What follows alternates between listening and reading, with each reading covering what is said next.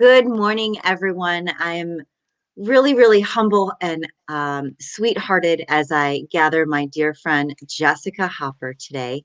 And we are pulling our chairs up to our Speakeasy Roundtable to brave um, a really, really sweet conversation about what it feels like today to be who we are after surviving sexual violence and child abuse. This is a month of awareness and a month that both of us give high regard to as survivors. And we choose to heal, we choose to live a life of purpose. And part of our journey in doing that is feeling our stuff and braving these conversations. And while our lives have been far from perfect, they definitely have unfolded in ways that give us many, many surprises in our life that provide us abundance in ways that we get to help others in their journeys as they find their way to healing and living a life of purpose. So I'd like to share the center with my dear friend Jessica and give her an opportunity to just introduce herself and share with you a little bit about why this month is very near and dear to her heart. So, Jessica, take it Aw. away. Thanks, Joanna. I greatly appreciate the warm welcome and that you're willing to share and talk about this very real and important topic. And I'm so excited that this is a month where we can embrace those things that happen to us and then transform those into, Yeah. like you said, those healing opportunities. Yeah. Um, and I know that's something that you and I have talked greatly about is everybody's on a different path and a different healing process. And Mm-hmm. we're all in different phases. And so, Oh, that's kind of what, the purpose of these types of conversations is, just meet us where we're at and each of us in our own journeys and the place great. that we're at in them. So, you mentioned as for me, this month is so incredibly important. Um, I spent 3 years working in the foster care system. I did work one-on-one with kiddos who did suffer from trauma. So seeing it from that, even that perspective, really opened my eyes for sure. And then again, we all experience different things, but for me personally, I spent an entire childhood in abuse, and even that escalated even into my 20s. So, that's something that's very relevant. I know it's relevant for a lot of people. Um, but that's kind of what stemmed into my message of safe homes, specifically for kiddos. But my main purpose is a safe home includes everybody who's a part of it. And our moms Mm. and dads need to be on their a healthy journey as well in order for the kids to be healthy. So it really is all factors in that home in order to make that presence great for the child as well. So yeah. Yeah. So you had mentioned a couple things that I have so many questions about. When you had said that you worked in foster homes, were you in foster care yourself? Is that why you chose to advocate and volunteer in that space? So I actually, when I was 16 years old, a pastor had approached due to some of the stuff at my house. Um, Nobody had ever pointed the finger because that's not something we talked about in our community. But they said, I think No. it's best that you two separate. Like, hold on one second. Like, that's just the whole thing. What is Mhm. that? No one just talks about it. Like, why? Like, all the things that we talk about in this world. Like, I turn on Netflix and I'm appalled at all the barriers that, producers are trying to break and talk about and show on camera. But yet, no one wants to talk about real deal things that are happening within homes Mhm. that are brutally changing the lives of many, many, many people, especially children. Oh What is yeah. that? Why You why is know, that? Like, let's just not talk about it. Like, yes, this is happening, but we don't talk about that. going over the years and thinking back to when I've talked to both of my parents even now, it's kind of come back to one area, and it does go deeper, but it's the image aspect of I don't want people to think poorly of me because of those decisions. So my Mm. entire community, which I know a lot of people can relate to, in the small town vibes, everybody knows everybody. The families Yeah. have been there for years. Um, and it's a wonderful community. I love that feeling. Every time I go back home now, everybody knows everybody still. Um, but at the same time, I had people when my story did come out go, I always knew. I just didn't know how to approach it. I didn't know what to say. I didn't know how to stop it because DCS and Child Protective Services wasn't something that was really projected in our communities, the little farm country area.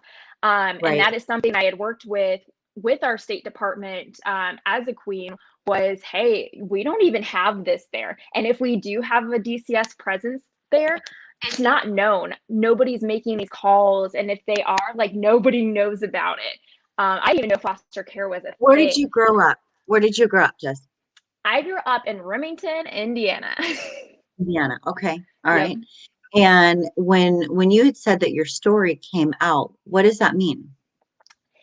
So I have given my testimony in my early 20s and such, but the DCS department, the state director asked me to speak at a child abuse prevention rally in April at the State House. I want to say 2018. Okay. And so while I was there, I decided I gave a glimpse into my story because she asked me to inspire those DCS workers for why their job is so important. Yeah. Mhm. And so I gave glimpses into my story and my work that I do with kiddos. At that point, I was working in foster care. Um, I had no idea that my story was being recorded. Um, and somebody, I like a month later, on my birthday, actually, I see a Wow. Google review and its top story is Miss Heart of the Midwest shares her story. And that's kind of when it all happened. And so people had seen it. And then finally, that I made the decision like, okay, God, I told you this is your story and it's out. Like it's public. It's not me just sharing like I am with you.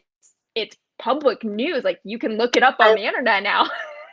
I love what you just said. It just gave me chills. God, this is your story. Oh That's a yeah. beautiful way to witness and to feel what you went through is to know that, God was sharing a story through you and for the greatness of healing for many. Wow, that's really powerful. That's that's powerful. So Yeah. as your story is unfolding right before your eyes, how did that feel for you? Were you ready for all that? And what was your story revealing? What were the sides of it that were being shared? What was that like? Yeah, so that was the first moment that it really came public about my abuse growing up. So I had had those one-on-one conversations with really good friends. That was one of my first steps in my healing process was, when I was ready, sharing what actually happened to me. And and not everyone knew the full details, but just the glimpses that they needed to know to understand me. So like even my best friend growing up, I had my second family that even lived with at one point, they only saw little glimpses here and there. And so I did fill in the gaps for them when I was ready. And then when that all came out, that was, like I said, it was a public news. And at first I was shocked. I'm not gonna lie. I remember being in the parking lot. I had my phone. It was my birthday. I was about to have Mhm. breakfast and going, oh, wow. I wonder if my parents are going to see this. That Yeah. was probably the first Yeah. reaction. Well, How isn't is that everyone something going to like take be this? afraid of that, to still carry that fear, like we're going to be in trouble Yes. if, the people that abused us find out. I mean, let's Yes. just sit with that energy. And that is so real.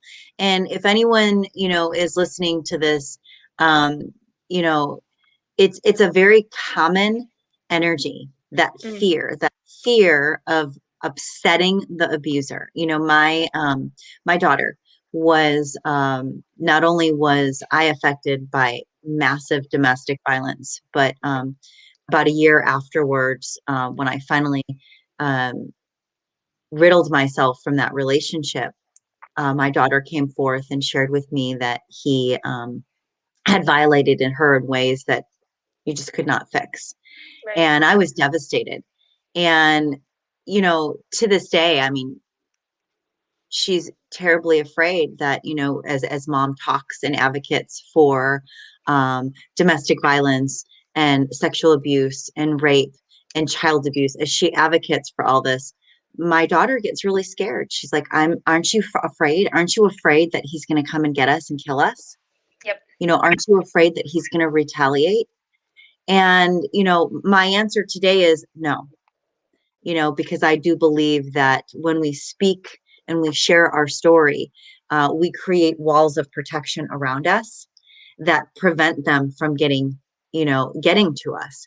But when you are, so traumatized and so violated, and you hear that is being shared, it can be very terrifying. I mean, I personally have experienced it and worry that my parents are going to be upset with me if I say something that might have happened, but we're not supposed to talk about, Hmm. that I would be punished more.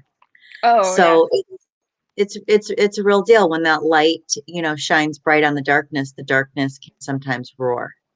Yeah, and I will speak to something with that because I was having a conversation with somebody on this exact topic yesterday, and they said, I'm not ready to share my story yet because I'm scared of what is going to happen because of it. Mhm. And I'm afraid people aren't going to believe me. And Oh, I think that's another facet of it is when, what are people going to think? And then are they going to believe me? And and I do want to be very real about this because I've been asked this question. that's the Everything part that wasn't makes me great. so frustrated. Yeah. It was like everything wasn't great after my story came out. It wasn't like, oh, like, hey, that was still something very like daddy like sensitive to me. Because that was something I thought I should be ashamed of. And it took years for that to kind of come forward. And I didn't want people to think I was doing it for attention, all those little thoughts that come into your head. But my number one thing was, are people going to believe me? Are they going to believe my parents? Are they going to believe me?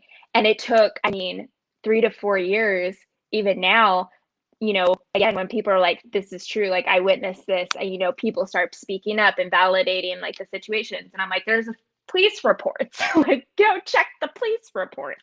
Um, Well, and and so, yeah, we had police reports. We went through courts. We even did an entire investigation.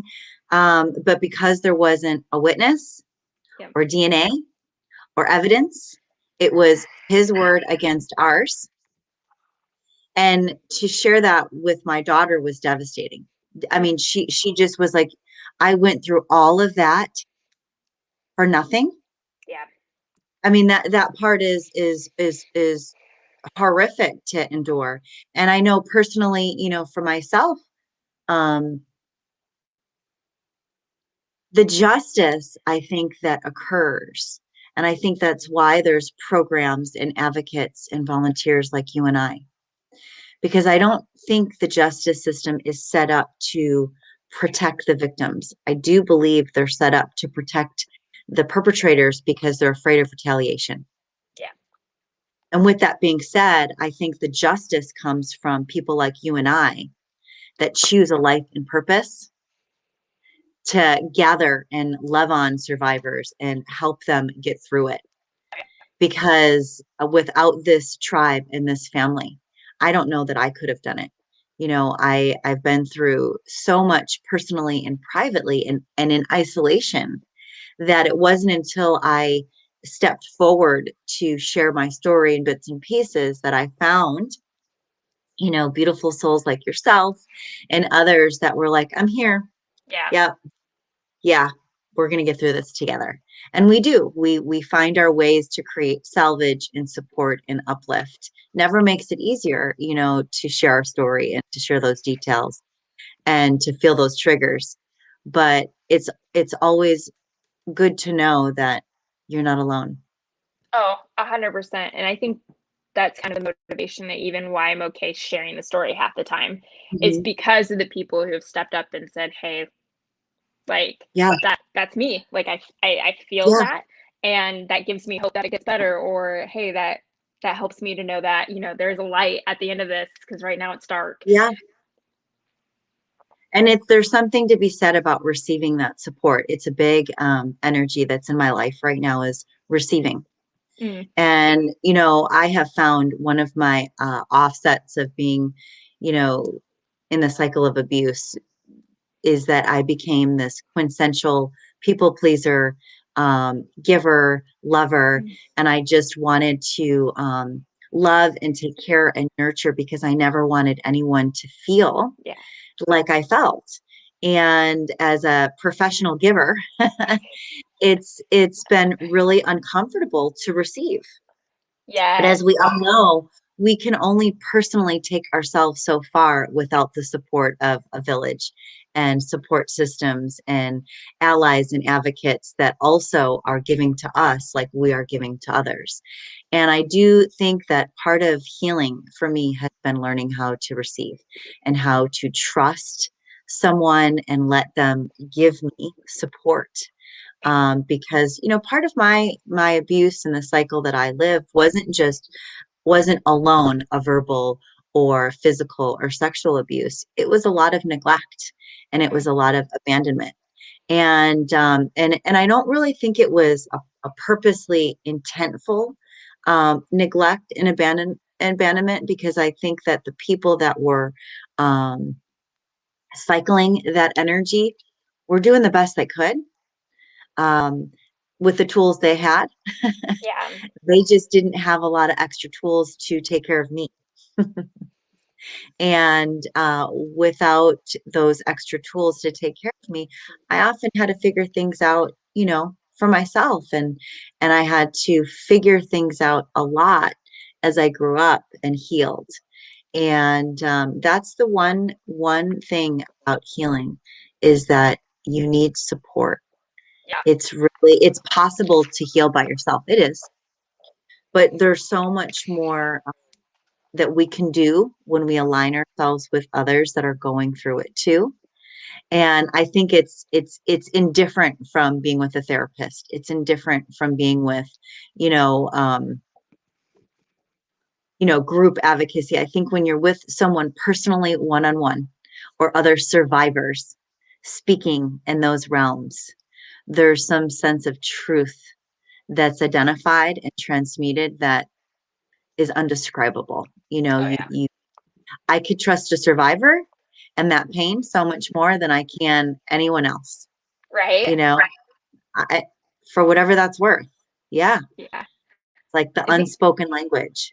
yes. And I do agree with that. I think that the support system is key. And I think that's the problem that when we're talking about kids specifically, is how do you provide a support system for children that isn't a DCS worker? Where do they get that kind of home Because they're feeling and scared. capability? Um, because I know personally, like I didn't have that, and you're correct. It can be done. The healing process can be done on your own, but it's so hard. It takes a lot of motivation and self like discipline. And when you're already in those mindsets of feeling unworthy and listening and battling those thoughts on a day-to-day basis, it makes it hard. It's almost like being at the bottom of a pit and you're digging yourself up. And then each time one of those thoughts comes up, it knocks you a peg down, Hold on. which Yeah. means that you have to take one or two more steps above, but it could knock you, let's say, three pegs down. And so it's just Yeah. constantly trying to pull yourself up. And and it is possible, but it's so much easier. And when you do have that support system, those people to bounce those thoughts off of, like, am I crazy for thinking this? Rather than self-talking to yourself, especially when your self-talk may not be Healthy. healthy at the time, Traumatized. Hmm. because you haven't experienced what healthy self-talk is yet. Right. Right.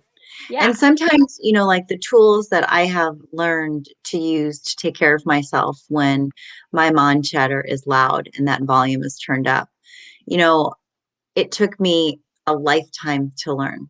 When I was a kiddo, I didn't have that at all.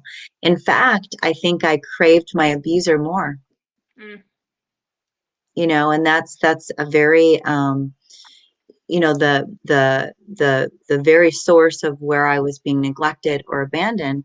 That's what I craved the most, because it was what I didn't have. And as a right. child, you don't understand why you're not receiving those things. You don't know any other way. You're Right. always constantly in that survival mode, when really you should be playing as a child. Mm, You should be, not having to be responsible for massive, life tasks. You should be able to be playful and jovial and innocent. And many of our children in our world are being deprived of that innocence. I just finished a training for I'm just starting today, in fact, as a volunteer for a refuge home for women that are refugees of human trafficking. Mm. And one of the first sections of our training talked about how a perpetrator, how an abuser will start to connect and bond with the person that he or she is going to abuse. And it never starts off vicious. It never Right. starts off, it starts off very dependent. It starts off with this codependency, like you need this, this is a good thing. This is a great sensation. So you grow up really confused as to what love is, Yes. right? I mean, I 100%. and so when someone treats you healthy and loving, you're like, what is that? What could that be? And I spent a lot of my adult life sabotaging relationships because it wasn't what I understood or knew from the patterns of abuse that I had been through. Hmm. And that's a game changer, especially when you realize you have that moment and you're able to gather some of the tools that you've learned, the healthy ones, Hmm. and pull yourself out of those turned up volumed conversations and get yourself into a more sincere space of self-love where you can contribute to your own healing. But boy, that isn't, that's sort of like an end result, right? And Yeah. think about all the little fires that you stand in and light up along the way, right? Yes. That's the part that I never want to negate because I love the healing aspect. I love the place, I'm still on my journey, and I think, we've talked about it before, each year gets better, each day is better, Yeah. and reflections and everything and those emotions and how I'm triggered is even different. Um Yeah. and it's not as frequent or but Yes. then you think about the fact of like for the first 20 some years of my life that's not how it was. Yeah. And I do think like each step it was like that said like each step was like getting there and like I saw the light more and more and more, and I'm going to say light in this sense because it feels that way. um Yes. Getting further and further away from that mindset. um and then but I'm like, wow, I spend my whole life in this dark like world that I surrounded myself with, that I never want to negate from people's journey that like that's very very real, and when you're triggered it's real, and the hard choices of when we fail and don't make the right choices in that situation is real. And when, like you were saying, when we sabotage those relationships and then we come back and we're like, I know why, it's because what happened to me. That's why. Yeah. And I hate it. And then you start to get angry with the fact that those things happen, and Mm-hmm. they were out of your control. And so it does become less, when you are working hard, but I don't want to negate from the fact that that is so real for people every day. Well, yeah. And I really was under this false impression, this false understanding that trust was something that someone else possessed. Mm, So I always thought like I can trust you, and I can trust you because you are who you are. And it took me a long time to realize that the only reason and the only way that I can personally trust is because I trust myself. mhm. Wow. I mean, that's Yeah. still a daily practice. It's realizing that, okay, I have what I need to take care of myself. I have what I need to get myself through and out or in of any, creation that is created. I have what it takes to if Jessica chooses to act a certain way and that doesn't feel good for me, I have what's needed to remove myself and not take it personal. Yes. Wow. That all Exactly. sounds really easy in theory, right? Super easy. No problem, Joanna can do all that. Woo! No. So that is a practice. That is a practice every day. And that Yes. is a root of from being a very young child and learning that there's a lot of things in my life, in my atmosphere that I cannot trust, that don't Mhm. feel good, that hurt me, that don't feel safe, that don't feel kind, that can change like that. That's all over the place. I saw so many things and felt and experienced so many things that were full of highs and lows. And honestly, it certainly doesn't mean that there wasn't love there, right? But the Yeah. way that my household shared and showed love was also an expression of the tools that they had, Yes. which wasn't a whole lot. And without detriment or saying anything bad about anyone, but this is generations that are passing down bullshit, in my opinion. Yes. They're just passing on what they know unconsciously, asleep at the wheel, reacting from their houses of pain. And then, oh, let's have more children. Let's continue to do that and pass that on. And to know the people that are, you know, creating those experiences, I do believe in my heart they're good people. I know Yes. personally I'm a good person and I've fallen apart and I've, used my words unkindly or just made a beautiful mess of my life because I was just out of gas. I was out of tools, you know what I mean? And I Yeah. was in a space of my life that I didn't have what was needed to get myself through it in a healthy way. And so I share that because that's sort of the simplicity, if I will, of abuse. Oftentimes we see on a movie, this like scene, and we watch in a movie an hour of someone's life that, shows what it looked like to be abused. Hmm. My life never looked that way. Mm-mm. You know what I mean? So movies don't always show what abuse looks like. I love to see visions of women like you and I Yes. because we're the faces of abuse, and it doesn't look like those sad figures that are in some of those campaigns. Yeah. It doesn't mean we didn't have sad moments that we may have looked, like that beautiful mess, but for goodness sake, most people that are in those cycles, they are carrying on lives that you would least expect that darkness. Hmm. Oh, a And hundred that percent. that's the scary part. I mean, I had my two best friends in high school.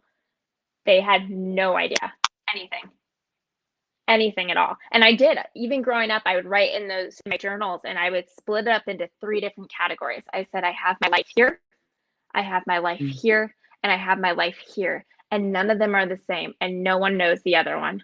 And I did feel like I had to separate them because how on earth were other 16-year-olds supposed to understand what I went through? Because I didn't even know that other 16-year-olds existed that Yeah. had gone through the same thing as I did. And when my first area of abuse had come out, um, so one area, because I had unfortunately multiple abusers, when the first case had come out, that was my worst, in my mind, my worst nightmare as a child. I was 12. And my parents kept it hush hush. So I thought, and I know that like looking back, I don't know as a parent how I would handle that either, but they they kept it hush hush too. They kept it nobody can know about this type of thing. Right. And not that I wanted anybody to know as a 12-year-old, I really didn't. But also Hmm. at the same time, that's reinforcing to me, and what I thought for the up to 12 years to that time was nobody can know because this is shameful. Like, this is not Yeah. okay. Like, nobody can know about this because I Right. never got that conversation of like, hey, we love you. Like, it is okay. My next conversation was, so do I have to put you in therapy? Are you going to be messed up after this? Like, I'm like, no, I'm fine.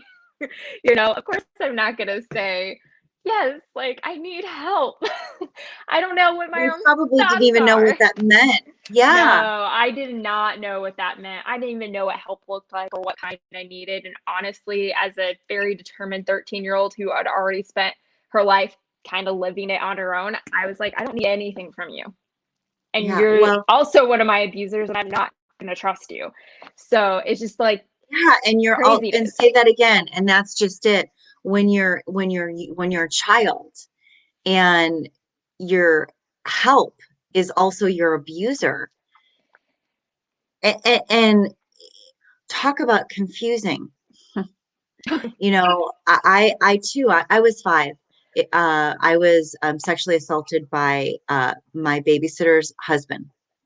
And my family thought that it was best to not talk about it at all because there could be a chance that I wouldn't remember. Oh. So for me, it was a life of flashbacks and me thinking I was crazy. Mm. And then I finally got to a pivotal point when I was in high school. And I was, um, bred to be quite a little pistol and quite a little fighter. Truly. I wouldn't, hurt a fly today, but I was raised to use my hands to express myself and to protect myself. And growing up, in Chicago, I was raised on one side of a picket fence, but taught how to live and handle myself on the other side of the street. And it was very confusing. There was a lot of duality. Yeah. But in that time when I was experiencing my own personal power and getting in trouble, I remember being in like a group setting with other kids and someone talking about what had happened to them. And I got that massive flashback again Mm. and bringing it up to my family saying, who's Mr. Hill? And my family hanging up, they didn't even want to talk about it. They were mortified that I remembered. Oh. And so I think that acknowledgement has been a really big part of my healing, not just from me being acknowledged, but I spend a lot of time acknowledging others Mm. because I know how important that is to be heard, Yes. to be seen, and not be seen as something that is wrong or bad or shamed or abused, but to be seen as someone that has feelings Mm. and that is in this and that is trying to figure it out and that has survived. Mm-hmm. A lot of times when we hear horrible stories of violation, we look at people like victims. Yeah. In my opinion, the only victim is the person that's still abusing. And we're far less acknowledged for those that choose, excuse my French, to say, fuck no, I Right. am done with this. Sorry. That No more. that is I very refuse. true. I refuse. And I have no idea how I'm going to stop this cycle, but I'm gonna. I refuse. I'm done. I'm done pretending that we're not talking about this anymore. I'm done, pretending that this was okay. And sure, I'm sure you're a good person, and I'm sure this is all that, but I'm done hanging out. Yeah. I now know that I can remove myself. I now know that I don't need to defend or even tell you why I'm choosing to remove myself. I now know that my choice to do nothing is a choice. Mm-hmm. And my choice to get out of there is also a choice. And my choice to uplift myself and know better is just another choice. It's a choice to not get sucked back into the swamp because I'm still hurt and I'm still angry. And when you're with people that are still abusing, it's easy to get in that feud Yes. of defending, protecting, right? Just like I was pushed to the streets to defend, to protect. When you hang out with survivors, you're not defending and protecting anymore. Oh, no. You're empowered. You're uplifting. You're looking for ways to be better. You're Mm-hmm. looking for ways to heal. Do you see the difference? Yeah. You're awakened. And Mm-hmm. and to me that's where I belong. Yeah. That's my choice. That's my conviction to carry on, is to be in that space and in that energy field. We can't fix what has happened. Correct. You cannot fix trauma, but you can hold space with it and find ways to constantly transmute it into a positive energy that feels purposeful. Yes. Yeah. I'm just soaking it all in too, because everything you're saying is just extremely relevant. And, I'm reflecting into my life and things I've gone through, had the conversations, like I said, having these conversations with other survivors. Um, yeah, I don't have anything to add to that because And for me, and I don't know about you, but for me, I continued the cycle in a very passive, aggressive, self-inflicted abuse. mhm, Here's what that looked like. I was constantly attracting um, people in my life that were also unavailable. So I was attracting other forms of neglect and abandonment. So I was in relationships in my life that looked and appeared white picket fence safe, mhm, but didn't offer me any emotional availability that fed my healing, that fed my uplift, that fed my soul. And I thought, well, they're safe people, or well, they're not physically hurting me, or well, they're not doing that. You know what I'm saying? So I always gave concessions for needing more and not getting it. And I realized the more and more that I healed, that it was okay to feel. mhm, It was okay to acknowledge what it was I was feeling. I didn't have to, if the abusers didn't want to look at it and the abusers didn't want to talk about it, that's their choice. yeah, But as a survivor, I could choose to, because that's my story. And that's something I share with my daughter. My daughter, she says to me often, Mom, I'm not ready to share my story. This is my trauma. And I know maybe one day I will, but I'm not right now. yeah, And I've been there in moments personally myself too. And so I really honor and respect that with people, especially my daughter. But all the while, as I raised, then began to breed myself as an adult, I could really identify with the relationships that I was in, feeling very stuck, very empty, very alone, and still hurt. mhm, And when we were not seeing eye to eye, their abuser came out and so did mine. Right? It was amazing how available our abusers could become when we were pushed, mm, right out of that unavailable space. And that's when I really saw how abuse can transform itself into different spaces of your life if you're not aware. yeah, I could see how controlling what I ate became a self abuser. I could see how overworking out became a self abuser. I could see how being the self professed people pleaser could be my own personal, right? So yeah, I had to learn how to like look at all those ways that, okay, with being removed from some of those energies and relationships so that I could only focus on me. What happens when I'm alone with myself? mm, Am I really taking good care of myself? What yeah, does that look like? And as I started to become more and more aware, it became a natural sort of adventure, so to speak, to become an advocate and help others heal. It changed the way I became as a mom. It changed the relationships that I attracted. And now I'm in a healing relationship with a partner that chooses to do the work too yes, versus abandon it. Now I'm the parent that gets to hold space and feel with my child versus try to fix it or ignore and minimize it. yes, Now when I'm feeling imposter syndrome or flooded or overwhelmed by my stuff, I know, okay, let's just maybe make it an early night and, take a hot bath and love on you. Tomorrow we'll try again. you mhm, know, but boy, those were not overnight epiphanies.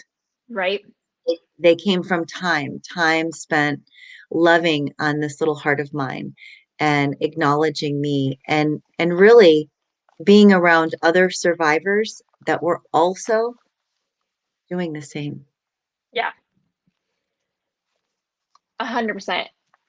I'm gonna reflect back on you're talking about the self-sabotage part at the beginning of when you were talking, and I wrote down a few things because that triggered things for me, and I was thinking, that's true. That was 100% true. I was putting myself with people that I saw as safe because, first of all, I Yeah, thought they were safe because maybe I wouldn't have to explain my life to them, right. um, or why I And do you knew the that things there I do. wasn't going to be any like hurt there, you know what I mean? Yeah, Yeah, yeah, but also means it wasn't going to be that deep. But right.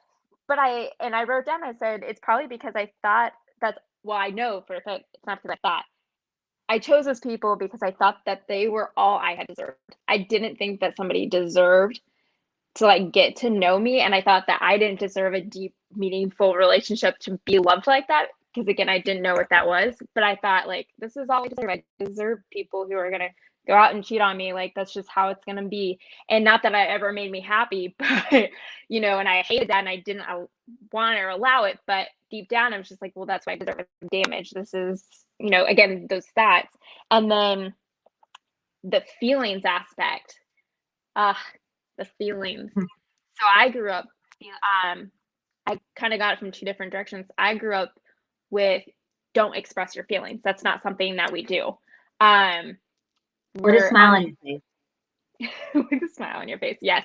Well, even when Chin up. you're angry, when anything, but my abuser at that, for one of them, works emotion over the top. And we were never allowed to Go react. If figure. you're angry, you're not allowed to react. I broke my collarbone, you're not allowed to react. Don't cry. Can't do this, can't do that.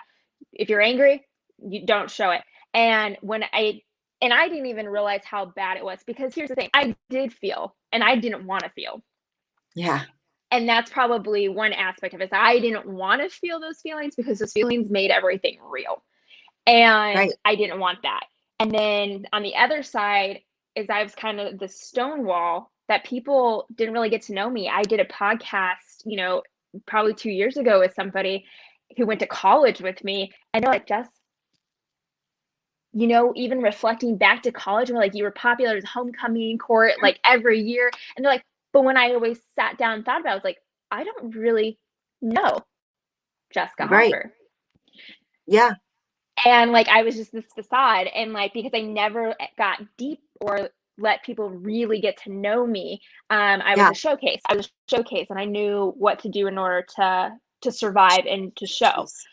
Yeah. And it wasn't until I believe it was my junior year of college. I have degrees in interpersonal and psychology, and there's a specific class called interpersonal relationships, and where you have to properly express emotion and identify emotions in other people during conversations.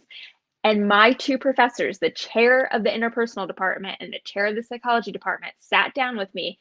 Never, I mean, amazing for them for loving me enough to do that. Yeah.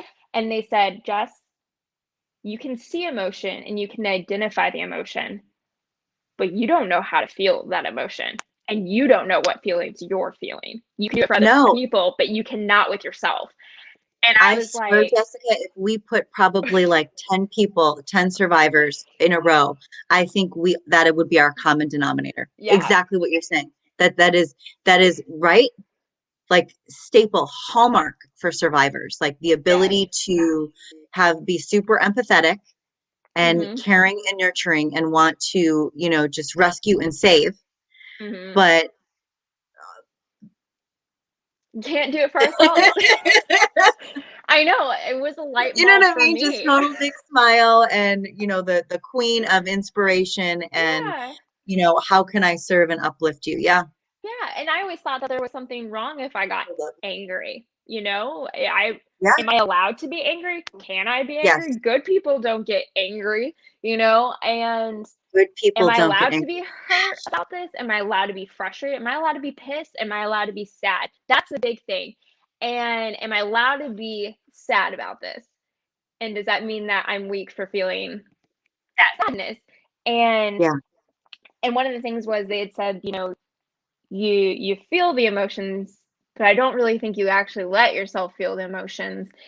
And when I was going back and they're like, well, what's one emotion that you felt? And I had to reflect back. And the one emotion I knew that I had always felt, and I didn't even realize I had felt it, was hurt. And it's because from the earliest of my memories, my first memory that I can remember at 3 was me being abused. And so this emotion that hurt had always been there. And so I'd never known, I didn't realize I had been feeling it the whole time so deeply because it had never gone away. I No, just thought that's no. how you feel life. I'm hearing you say this, and it's Right. Everyone.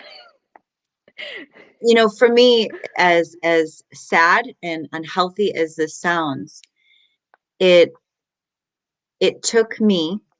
So I, carried with me a lot of this energy, the unspoken feelings, the unspoken words, the awakened moments. And I arrived in a really dysfunctional, unhealthy, abusive relationship within the last 10 years of my life, very recent. And it took me losing my 2 front teeth Mm, and laying on a ground, stunned, stunned. Not only was I stunned from what I had just learned, but now what I'm physically feeling because I confronted that situation. And as sick and as sad as this is going to sound, I was so comfortable in that pain.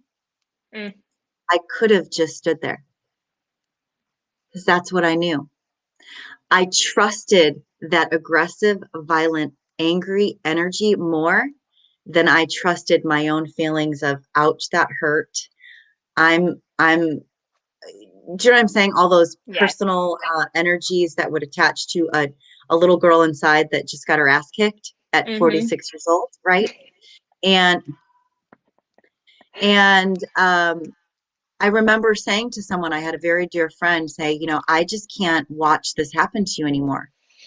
Why are you doing this? And my answer truly was, I'm very comfortable with someone else's pain, and I'd rather hear their truth, Mm, even if it's painful, than to live in a space where everyone pretends they're okay.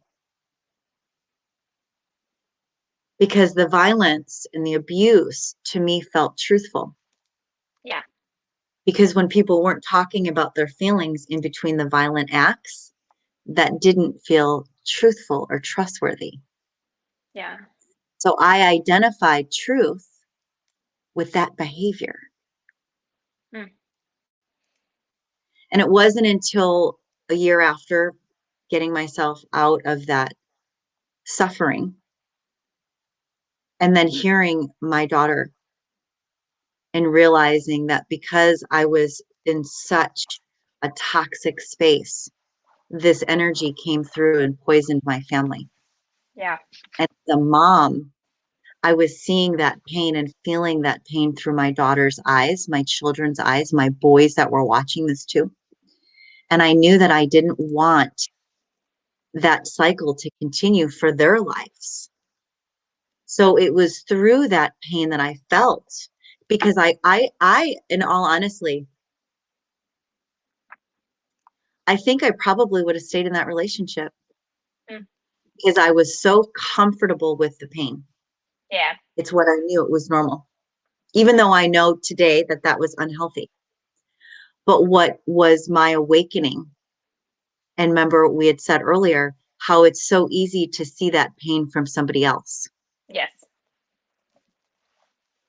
And when that pain became my daughter's pain, that's that fuck no moment. Yeah. Oh, fuck no.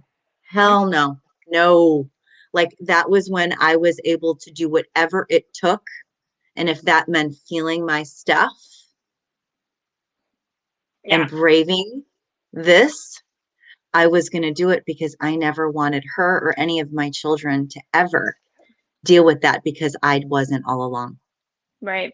Ugh, preach. I And don't that, have I mean, it kiddos, makes me but sick admitting all that, but that's my truth. And today when I do what I do, it's with great, sovereigns and humility.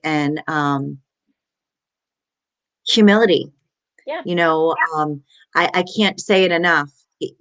I swallow humble pie every time I advocate for anything and anyone that has overcome anything other than love. Mm, And the more that I get to know people, the more I realize that I'm not sure there's a person in this world that I know that hasn't been abused. They just don't talk about it. yeah. They might formulate it in different cope with different coping skills that is easier for them to approach, like alcoholism. It's easier for them to be an alcoholic than it is to be an abused child. It's easier for them to have a sex addiction than it is to, be an abused child. It's Mm, easier for them to have an eating disorder than it is to be an abused child. yep. Do you see what I'm saying? It's easier to be a workaholic than it is to, right? And so all of these different houses of pains are just transmuting into different vices to help people cope. Yeah. And it doesn't make it any better or worse. I acknowledge it all because it's all feeding the cycle of abuse in ways that I don't think people want to. But until we have those awakened moments where we can really be like, ugh. And I think it happens when survivors talk to survivors. Yeah. Yeah. And and that's kind of the home cycle. And that's what's so, I guess, painful in my mind now, even looking back, what really like grieves me on the inside is just kind of right back to what you're saying is people and adults now who don't talk about that abuse that happened to them. And it's just sickening to me, honestly, that that's happening in almost every home. Like, like that's not what God meant for families and love to look like. And unless we start talking about and being honest, like you said, with that support group, with other people who can relate and understand, and don't judge those scenarios, um, that's the Understand. only way that a home is gonna feel healthy and pure. And you had your situation, you wanted to break that cycle for your children, and which is it has to. That's what it comes down to. And for me, like I do not have children, but I saw my siblings, Hmm. Oh, I bet. and I'm the oldest of five, and my youngest sibling is 15. And so one of the biggest things for me was when I left at 18 and put myself through college, I saw that somebody else became Mm. abused in my place. And that killed me. Hearing the words that were spoken to my sister and the phone calls of her crying, at 15 and 16 years old and saying, please take me away. Please just take me away. And not being able to do anything about it. And knowing that my parents treated them similarly or differently. They had their own stories, as an adult and reaching out. And that the cycle probably was continuing before that, to be honest. Hmm. And it does. And making that decision is not easy. But sometimes when you say, like, I'm not going to treat my kids like my parents treated me, that's exactly what my mom said my entire life was, I will never treat you like like my mom treated me. And then she just turned around and did it because she was so angry. Hmm. And the reason I And like when to you're out of speak to that, tools and you have no tools, you just go to what you know. yes. And so, and that I don't think she ever had that support group. She never had anybody to No, listen or because people complain weren't to. talking about it. Yeah. And Because it's let's so, not talk. And if yeah. people aren't talking about it, you're not going to find someone to relate with. And that's, the vicious cycle of abuse is when we are unforgiven and unaccepted, we transmute judgment and fear. Yeah. And when we are, relatable and forgiving and in acceptance, we transmute compassion and understanding. Mm-hmm. And compassion and understanding is what helps us get through this. It's what helps us be survivors. Yeah. Um, the judgment and the fear is what keeps us abused and abusing. Mm-hmm. Oh, yeah. And that's why I even speak to my mom, because you'll even see it. I had just written a post about it, and my whole mission has been to share, my message of safe homes. That's why I got into pageantry to begin with, and What is safe writing. home? What does that mean? So safe homes is for stability, allocation, family, and education. Mm, Specifically. So believe, specifically when I first started that whole campaign, I was just a local title holder, and I was looking at the foster care system and kiddos who suffer from trauma. And I said, what does it come down to? What are the four elements I can focus my message around? And stability is key. When kids have inconsistency, inconsistent messages, inconsistent relationships, it's very tough on them. And I can transmit that from kiddos in their everyday life, and then also for children in the foster care system, you know. And then allocation, there's an allocation of resources. So with parents, how are you allocating your relationship with your children and being assertive with them? And then in the foster care system, how are we allocating our resources with a budget that doesn't exist? And how can we make sure that we're being providing resources that are necessary? And then family is unique. And so for kiddos in the foster care system, it's what does a healthy family look like? And what does that look like if we reunite a family together or we create a new one? And then for us, kiddos who have suffered from abuses, what defines family for us now? Is it mhm. my pageant sisters? Is it my real family? Yeah, Is it a second family who has adopted me into their life and become my family? And yeah. then education, what we're doing here, being, educating on the signs and healing and giving people those tools. Yeah. So that's what Safe Homes is. Um, but I know, with my mom and everything, I got my mom back probably, I'm gonna say 2.5, 3 years ago. Um, and when that happened, it wasn't easy for her to hear the stories. And that's my truth. And she had been experiencing something of her own for sure. Mhm. And that's why I thanked her yesterday. Thank you, because I thank you for being brave enough and letting us share the story, because I love ending a chapter in my life saying, I Yeah, have my mom and I have yeah, her love and support, even though yeah. I know it's not easy for her to reflect back when I'm No, sharing these things. but it's also going to help her heal, Yeah. and that's the bravest part of the component, is that accepting the fact that there will be abusers that will want to heal too. Hmm. And just because, and that is really the hardest part to wrap your head around for many people, is when you dispel the anger and you get to that place of understanding, Mm. and you understand that in order to restore and rehabilitate and heal, you've got to accept that someone that has been an abuser is worth and capable of that too. Hmm. And sometimes that means mending where possible, healing can be.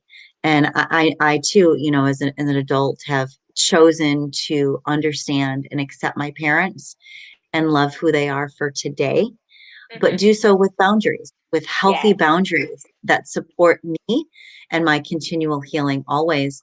And I think because I understand that, I set that example in our relationship, and I'm watching it provide the background and the environment and the atmosphere for my parents to do the same.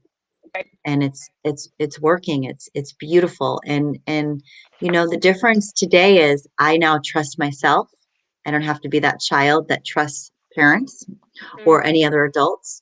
So if things get tough, things don't feel safe, I'm educated now. I have the tools for healing now to know how to take care of myself, and that I can remove myself, and like you had said, the desire to create a different family today because of that makes all the difference, and Yeah. to be the game changer and the difference maker for my family is huge, Hmm. huge. Yeah. I'm gonna ask you this question for you in your life. What's that one thing that you think, like your mindset, like a switch, whether it's a word or something that has really kind of helped you from the beginning? For me, I know it's the word thankfulness, that I Mhm. realized that my mind shift would switch when I just sit down and say, just name one thing, just name one thing you Yeah. can be thankful for, because it feels like I can't be thankful for anything. And now I'm like, let's name 10, let's name 12. And when I do that, I'm like, my day is good. So I'm so curious, with your journey and everything, what is something or a word or something specifically in your mind that you've clung on to over the years? Well, I have two. Uh, Now is my first one. mm, And I like to always remind myself of what is happening now, yeah, and to separate what's going on in my head and ask myself, is that something from the past that is creating this fear right now? Is that something from that hasn't happened that is giving you anxiety about the future? And if it is, I kind of try to just put them on pause, put them in a container, and put a tight lid on. I love that. And I try to get myself in the now as much as I can, because for the most part, in the now, I know that I'm safe. I know that I'm okay. I know that I have what's needed. I know that I'm enough. I know that I'm love. I know that I'm trust. I know that I'm strong. And I go through a lot of those affirmations Yeah, regularly, and I check in with all my center points. And my ultimate decision in every problem or trigger or energy that I'm moving through is love. I I know it could sound like a Hallmark card sometimes, but it's my Hallmark card. right. And I send it to myself a lot. And that is just love, sweetie, because you know what? If I go through all the things I'm not, I can really put myself through a doozy.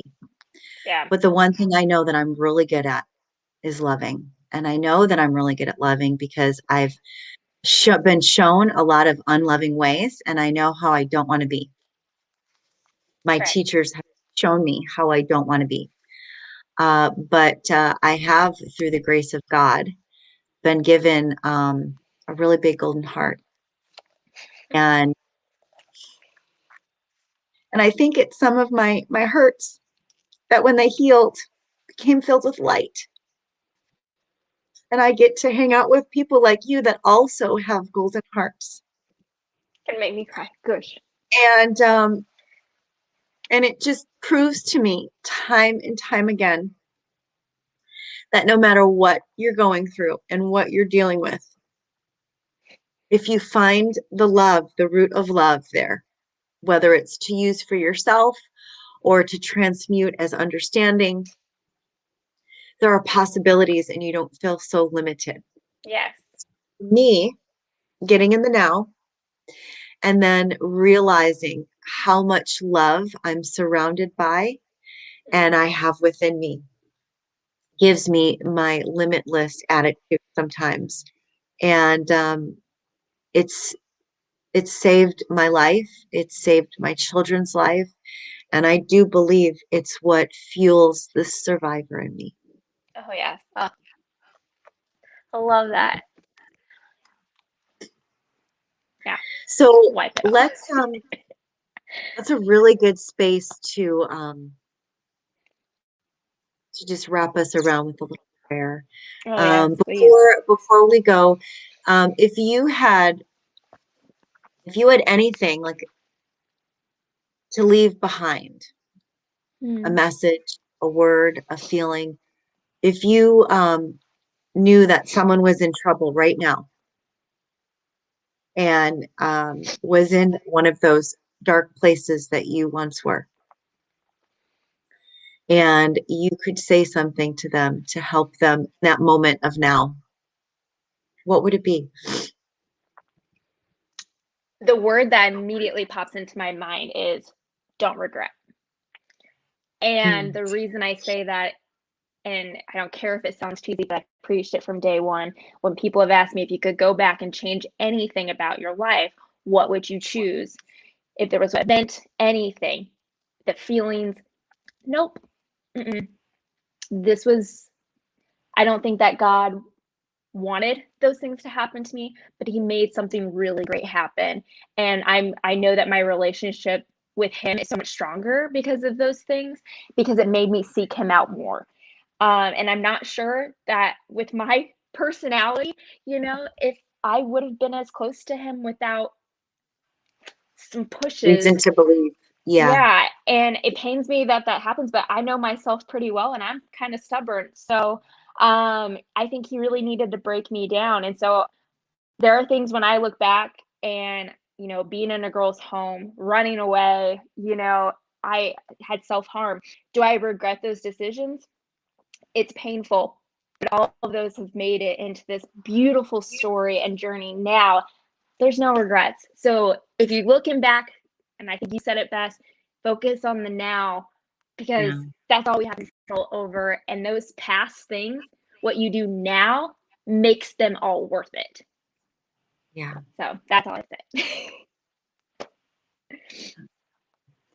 Let's take a moment to just breathe into that energy and just feel it, and to feel with every man, woman, or child that is experiencing this energy too, and to just wrap our love and our light and our sorrow and our forgiveness and our humility around each other so that we can provide grace. Grace in knowing that we are okay now and that we will always be a tribe, a village, a village of game changers and different makers that choose to share, that choose to brave their stories and to be who they are each and every day with the gift of courage that is divinely fed by God's love and wisdom. And that may we all feel the gift of healing, the magic of beautiful eyes to see from, the softness of our lips, so that when we share and we speak, it is done with heartfelt love, and hands that when they touch, they are gifted with healing and comfort. I ask that God continue to provide us with this foundation of knowing and to give us the uplift and the security and the safety that we all deserve in His name. Thank you so much, my Amen. man. Thank you. Uh, You so much for being part of this share today and speaking easy with me about some of these really big, big topics in our world, for healing, for uplift, and for self-love. Um, thank you for speaking easy with me with love. Absolutely. Thank you so much for having me. This has been amazing, and I really hope that whoever's listening, that this has been inspiring and that God does what it needs to do and the words that need to speak, let them speak. So Absolutely. Thank you so much, Jessica. I'm looking forward to spending more and more time and creating more and more healing with you. May you thank have you. a beautiful, beautiful, and blessed day. Cheers to you, everyone. Speak love with peace. and speak easy with love. Have a beautiful day. Bye. Bye.